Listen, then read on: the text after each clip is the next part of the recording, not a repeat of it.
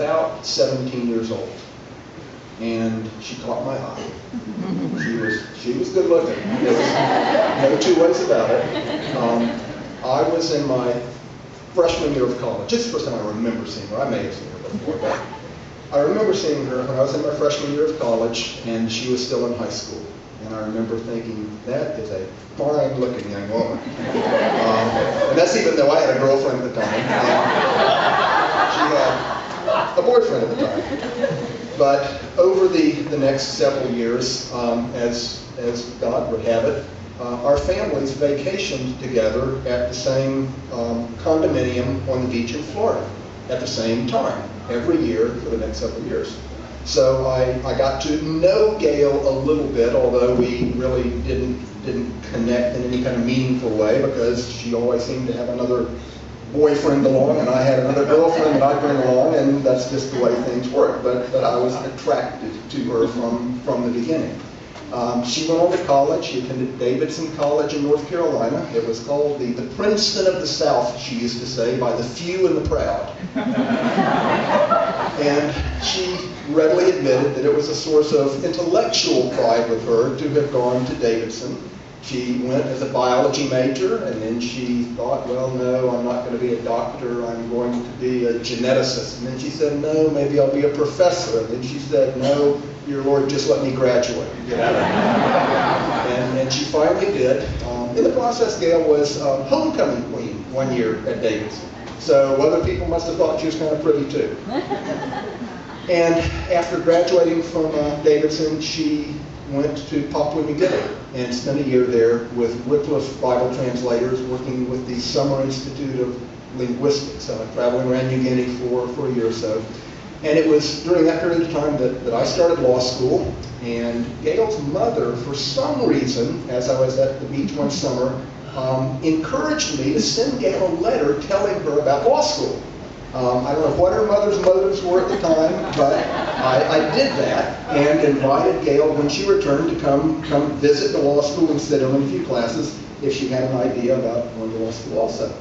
And so Gail returned to the United States in the fall of 1980, and we talked briefly. I invited her to come over and visit the law school where I was attending in Florida, in St. Petersburg, and she came over and she sat in on one class with me. I think it was on a Wednesday, and I cut my classes for the rest of the week. And Gail and I just walked on the beach in St. Petersburg. We got to know each other. The next weekend, I drove the 2.5 hours back to Sanford, Florida, where she lived, and spent the weekend just at her mom's house, visiting with her, and came back the weekend after that and asked her to marry me. Oh. And she did say yes. And we were married a short time later in June of 1981.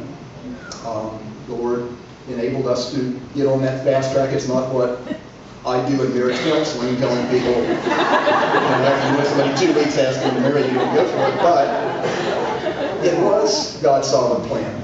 I'm not the easiest guy in the world to live with. Gail is somewhat opinionated, and had a tendency towards passion in her opinions. And I have a sense that if we had entered into a prolonged dating arrangement, things may not have worked out the way they are. Fortunately, both of us made a commitment when we got engaged after 2 weeks that we were getting married for life. That it was absolutely till death do us part, no matter what. And that was the kind of relationship we had to have, because we had conflicts. We went at it more than one time in a week. We would often have passionate discussions, but they always ended with the kind of reconciliation and recommitment of love that enabled us to keep on going. Anyway, we were married in 1981, and we began law school.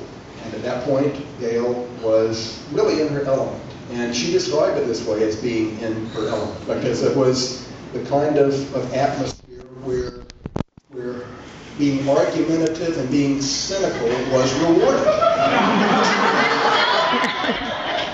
She said, "This is what I was meant to do."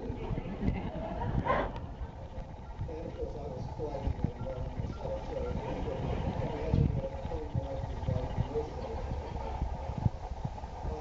Gail finished her first year of law school and was right by the end of class doing extremely well, and as she took final exams at the end of that first year, she was feeling ill and thought she might have COVID.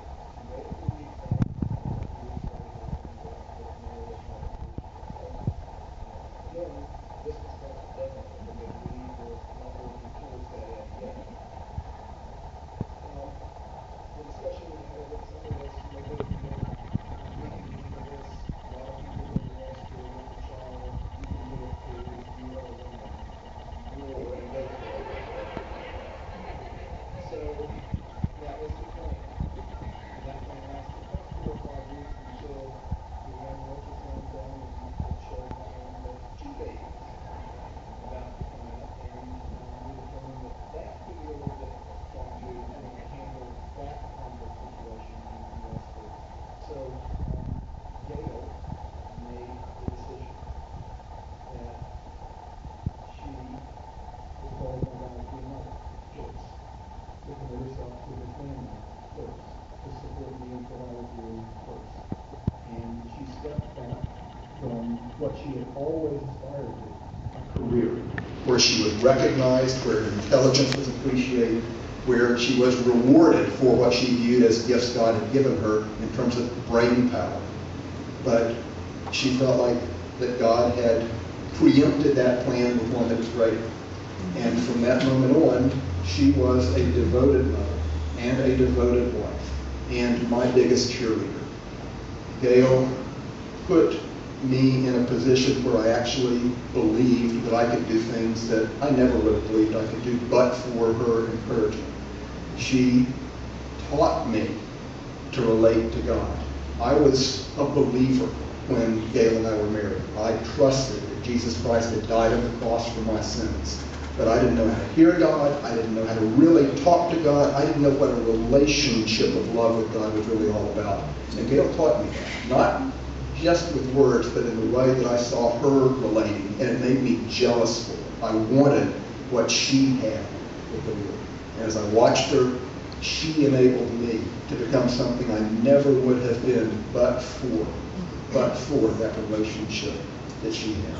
She was a lover of people and a lover of Jesus Christ. She was a worshiper. She loved to worship more than just about anything. She was a passionate worshiper. She could not sit still when she was worshiping. For those of you who were around here 10 years ago when she was leading worship up here, she couldn't sit on a bench with the piano. The piano was raised up like this because she was hopping around behind the piano the whole time if she was using the piano. But then she'd have the microphone and she was dancing. She couldn't hold still because she was passionate for Jesus. She wasn't trying to put on a show for anybody.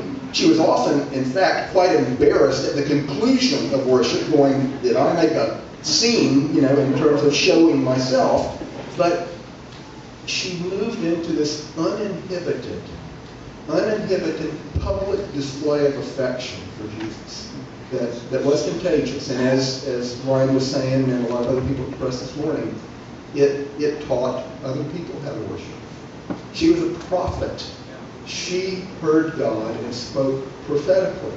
She did it in an amazing way that touched lives. It sometimes touched lives in a way that people didn't always appreciate completely, but it was almost always, as far as I could tell, accurate and on point. And many people who didn't like what she had to say when she initially said it would come back weeks, months, and years later and say, that was of God. You were right. It was right on. She loved the church.